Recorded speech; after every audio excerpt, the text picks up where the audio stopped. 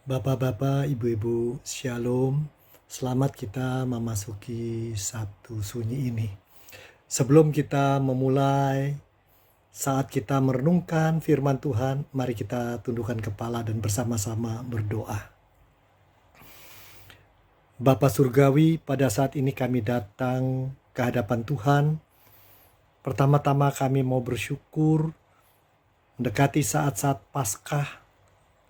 Kami mengalami penderitaan, mengalami keadaan tidak menentu, banyak kehilangan, dan banyak kegalauan. Saat-saat seperti ini membuat kami menyadari kerapuhan diri kami. Dan bersama air mata, kami rasakan juga betapa banyak yang sudah kami lakukan jauh dari kehendak Tuhan. Sebagai pribadi, sebagai keluarga, sebagai bangsa, bahkan sebagai umat manusia. Tuhan, apa yang terjadi ini menolong kami belajar mengenai kasih-Mu, kuasa-Mu, dan kehidupan ini milik Tuhan.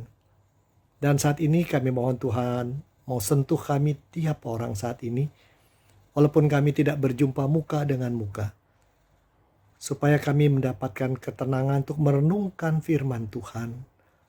Dan apapun yang kami rasakan saat ini, di Sabtu Sunyi ini, kami boleh mendapatkan hal yang indah dari Tuhan.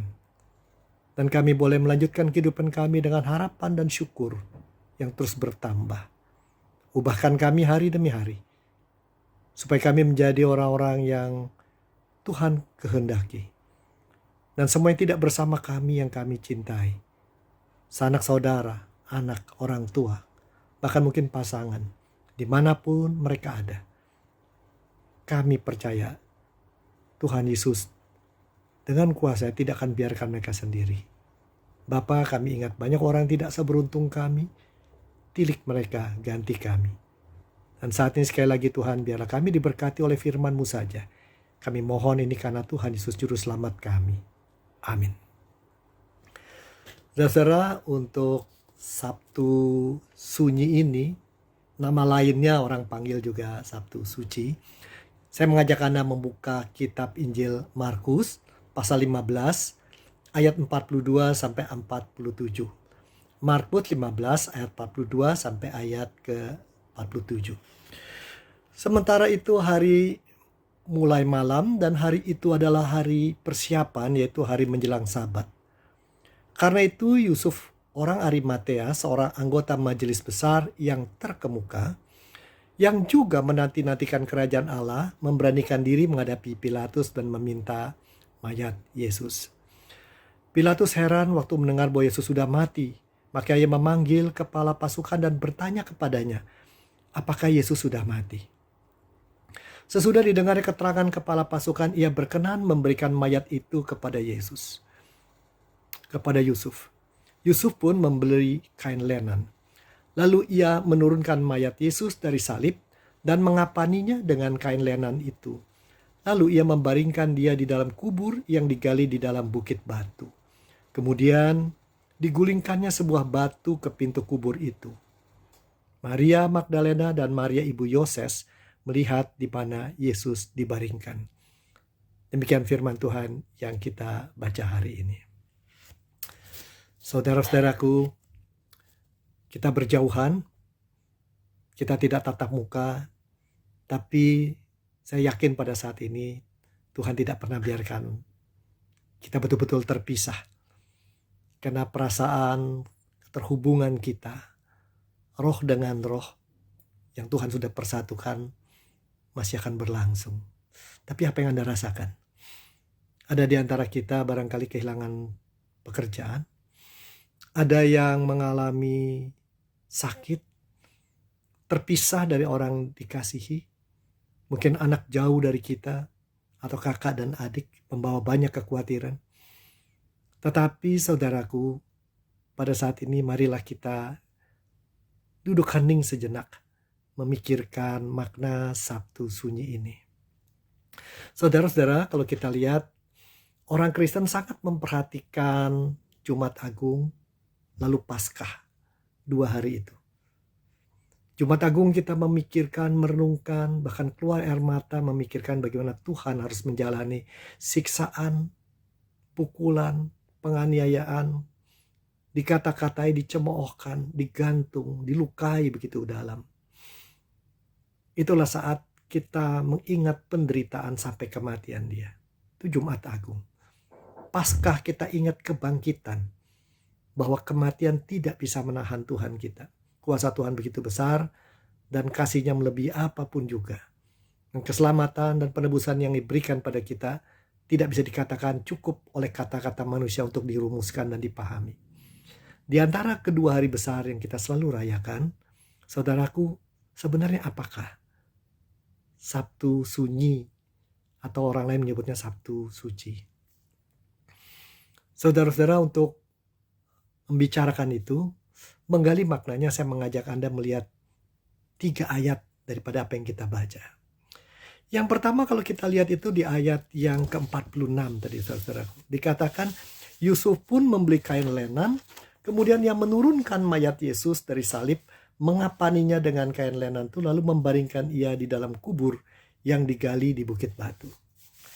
Saudara-saudaraku, kalau kita pikir, kita tahu Tuhan Yesus itu adalah pada waktu itu guru, seorang yang luar biasa yang punya banyak pengikut, yang membuat imam-imam dan ahli agama risau melihat pengaruhnya.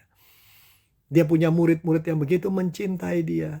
Belum lagi ada sekian ratus orang yang sungguh-sungguh mau berbakti bagi dia dan lain-lain. Namun kita baca hari ini, setelah Tuhan Yesus disalib dan dibunuh, kemana murid-murid itu berada? Hanya dicatat ada 2 wanita melihat dari kejauhan. Saudaraku, di mana mereka? Mereka terserak, tersembunyi. Pada saat seperti itu, entah tuduhan pada Tuhan Yesus itu benar atau salah, tidak ada orang yang mau menunjukkan dirinya bahwa dia terlibat, dekat, atau berpihak pada Tuhan Yesus. Ini menyedihkan, tapi itu kenyataan.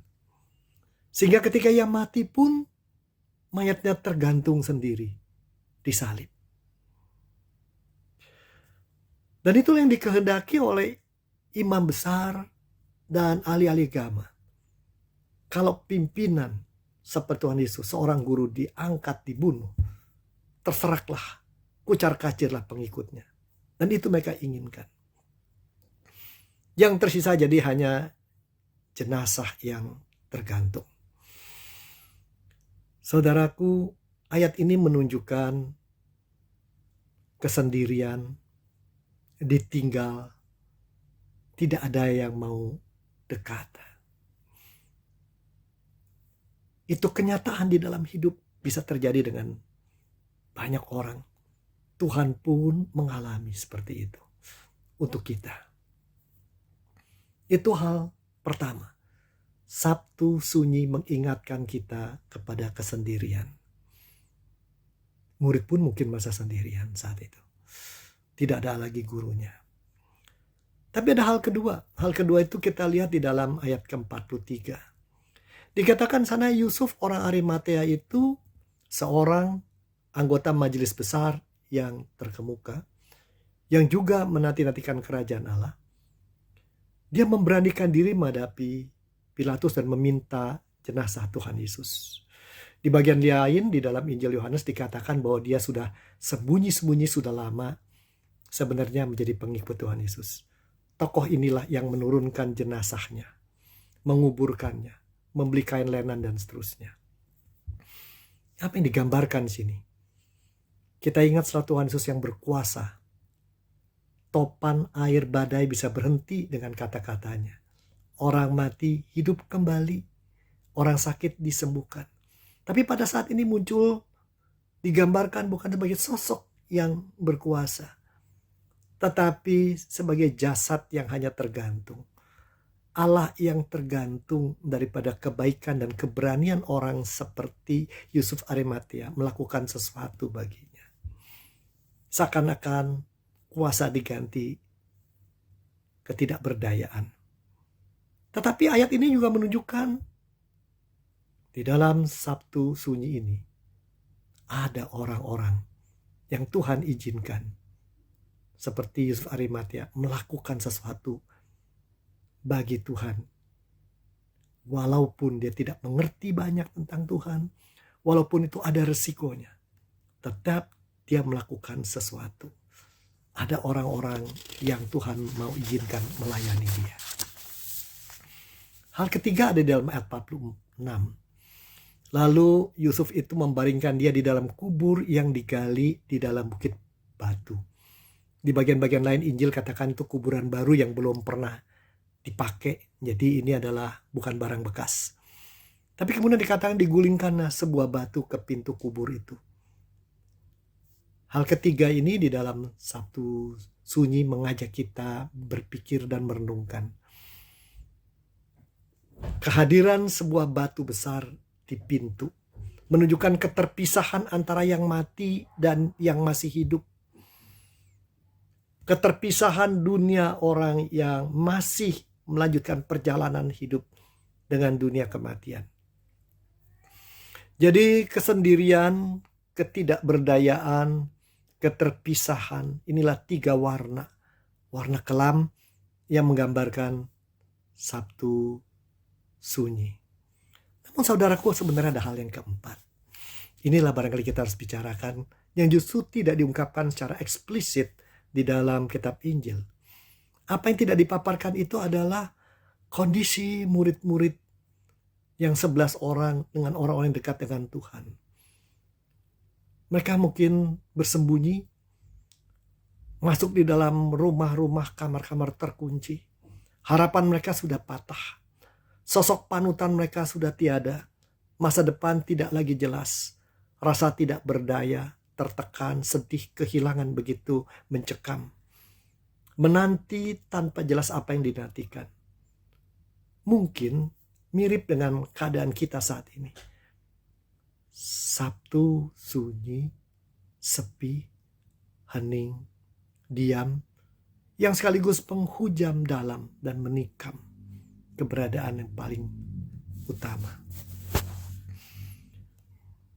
Saudaraku, itulah 4 hal yang perlu kita renungkan dalam Sabtu Sunyi ini. Namun saudaraku, bukankah batu yang memisahkan antara dunia kehidupan kita dengan dunia kematian akan dibongkar?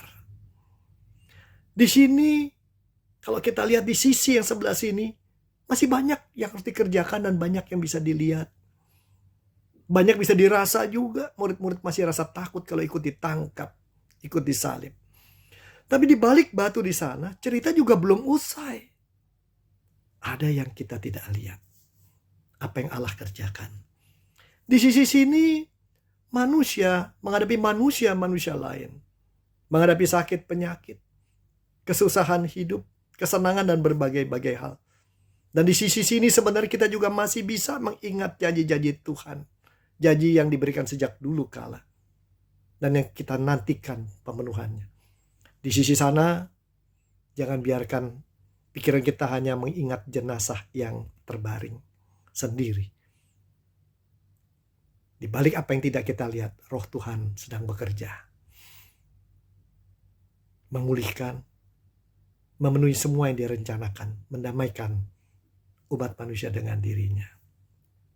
Saudara, kini dalam Sabtu Sunyi, maukah Anda dan saya masuk di dalam keheningan, mengakui rasa tidak berdaya kita, rasa perlu ditolong, dan sedihnya terpisah dari hal-hal yang berharga, bahkan dari orang-orang yang kita paling rindukan. Maukah kita juga renungkan, adakah juga yang masih kita bisa lakukan dalam saat seperti ini? Lakukan buat Tuhan seperti yang dilakukan Yusuf Arimatea. Dan yang terpenting, adakah harapan akan janji-janjinya masih kita pegang dan terus kita gunakan menghadapi hidup selanjutnya. Maukah Anda pikirkan janji-janji mana yang Ia pernah tawarkan pada Anda? Tuhan berkati, Tuhan lindungi keluarga Anda. Tuhan dengarkan suara Anda yang terdalam, yang tidak diungkapkan dalam kata-kata. Tuhan berkati Anda. Amin.